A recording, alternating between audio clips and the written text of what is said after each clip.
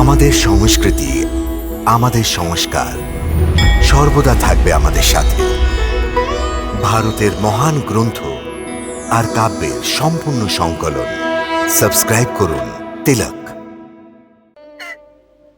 এটাকে না না, এটা আমার পুত্র নয়। এ আমার পুত্র হতে পারে না স্বামী, না হতে পারে। এখনো কি আমার পুত্র এখনো পর্যন্ত শ্রীকৃষ্ণের সঙ্গে যুদ্ধ করে চলেছে? তো আপনি ওকে যুদ্ধের ক্ষেত্রে কেন একা ছেড়ে এসেছেন? আপনি পুত্রকে কেন সাথে নিয়ে আসেননি স্বামী? কেন আসেননি? কি করে বলবো মায়াবতী, কি করে বলবো? আমাদের পুত্র মায়াসুর শহীদ হয়ে গেছে। হ্যাঁ মায়াবতী, হ্যাঁ। না, এটা হতে পারে না, এটা হতে পারে না, না, এটা হতে পারে না স্বামী, এটা হতে পারে না। আমার পুত্র তো অজয় হচ্ছে। হ্যাঁ, আমার পুত্র অজয়। জ্ঞানে ফিরে এসো মায়াবতী, জ্ঞানে ফিরে এসো।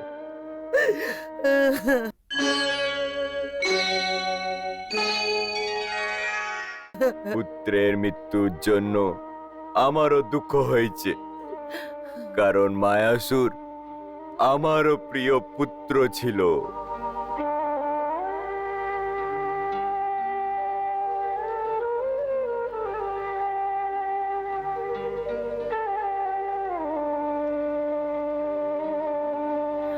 কে আমার পুত্রকে বধ করেছে? কৃষ্ণ করেছে। আপনার সম্মুখে? ধিক্কার করছি আপনার, ধিক্কার করছি আপনার শক্তির উপরে। আপনার সম্মুখে আপনার পুত্রের বধ হয়ে গেল, আর আর আপনি ওর রক্ষা করতে পারলেন না। কি ধরনের পিতা আপনি? কি ধরনের পিতা আপনি?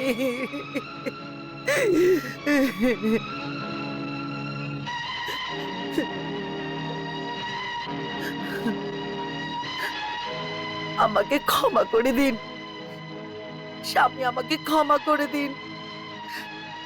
আজ আবেগে এসে আমি আপনার অপমান করেছি।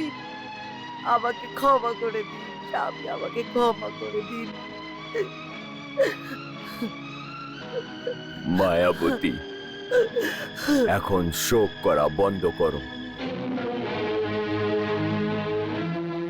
যে কৃষ্ণ আমার পুত্রকে বধ করেছে, আপনি ওকে কি শাস্তি দেবেন? যখন আপনি ওকে শাস্তি দেবেন, তখন এই আমার শোকে ব্যাকুল মন শান্ত হয়ে যাবে স্বামী, শান্ত হয়ে যাবে। মায়াবতী, এই সম্রাসুর প্রতিজ্ঞা করেছে, যেভাবে কৃষ্ণ আমাদের পুত্রকে আমাদের থেকে কেড়ে নিয়েছে, ঠিক ওইভাবেই কৃষ্ণের পুত্রকে আমিও কেড়ে নেব। পুত্রেরই মৃত্যুর জন্য যেভাবে আমার স্ত্রী শোকে কাতর হয়ে পড়েছে, ওইভাবেই কৃষ্ণের স্ত্রী পুত্রের মৃত্যুর শোকে কাতর হয়ে পড়বে। এইটা আমার প্রতিজ্ঞা, এইটা আমার প্রতিজ্ঞা।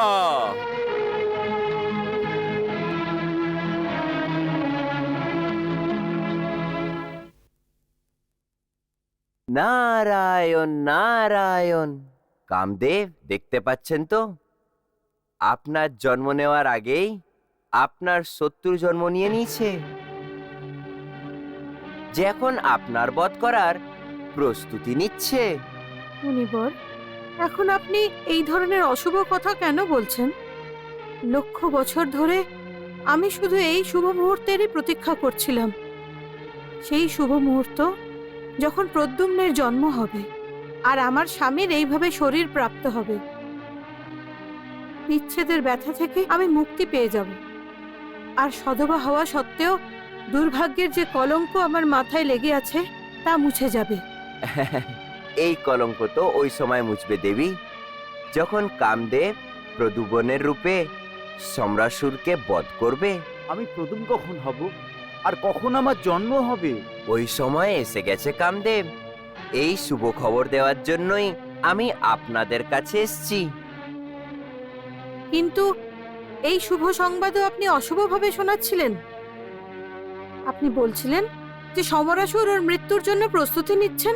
নারায়ণ নারায়ণ, আমার বচন শুভ এবং অশুভ দুটোই হয়, কারোর জন্য শুভ আর কারোর জন্য অশুভ।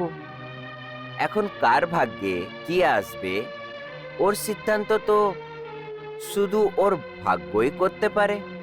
সেই জন্য আপনি আমার কথার কষ্ট পাবেন না।